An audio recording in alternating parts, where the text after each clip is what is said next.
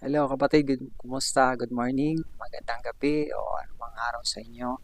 Sa oras na to, gusto ko lang mag-share ng kunting testimony sa buhay ko bago ko nakilala ang ating Panginoon. Ako po ay marami po akong mga pinagdaanan na di maganda. Marami po akong mga barkada during my high school, college, na kahit nakasamba ako sa church pero yung puso ko talaga ay wala sa Panginoon. Minsan kasi pwede tayong pumasok sa church pero yung buhay natin hindi nagbago. Kahit nakarinig din ng salita ng Panginoon sa ating mga pastor o sino mang nagtuturo, ay talagang wala ang isip natin doon. Ang pinapakita lang natin sa tao, lalo lang sa pamilya natin na pupunta tayo ng church. Pero ang totoo, hindi talaga nabago ang buhay natin. Hindi nabago ang puso natin.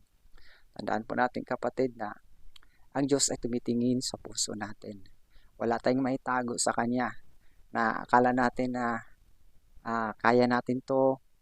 Kunwari lang na sumasamba tayo, nagpupuri tayo sa Panginoon. Pero ang totoo, nagpakitang tao lang tayo. Yun sa aking buhay dati.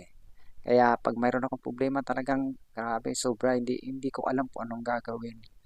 Na kalimutan ko mayroon palang Diyos. Kaya yung totohanan na tinanggap ko siya nung pag-graduate ako ng high school, yun, naka-attend ako ng isang youth camp. Doon ko naranasan yung pagkilos ng Panginoon. Ako po'y umiyak sa Kanya at humingi po ako ng tawad. At simula noon, naramdaman ng pag-graduate ako ng high school, yun, naka-attend ako ng isang youth camp. Doon ko naranasan yung pagkilos ng Panginoon. Ako po'y umiyak sa Kanya at humingi po ako ng tawad. At simula noon, naramdaman ko na ang pagkilos ng Diyos sa buhay ko. At sabi ko sa sarili ko na wala akong magagawa kung wala ang Diyos. Kaya sa buhay ko na yon, for the glory of God, mayroon mga konting problema, mayroon mga naranasan ng mga trials. Pero kapag lumapit ka sa Panginoon, maramdaman mo yung comfort niya. Maramdaman mo yung pagyakap ng Diyos. Kasi siya ay totoo. Siya ay spirito na comforter natin. Sa lumapit lang tayo sa Kanya, tayo po'y manalangin, lumuhod, umiyak tayo sa Diyos, talagang ipapakita ng Diyos na siya ay buhay at totoo.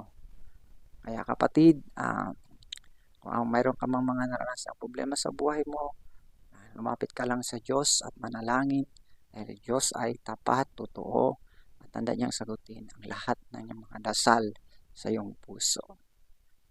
Thank you for watching this video. God bless you more and more.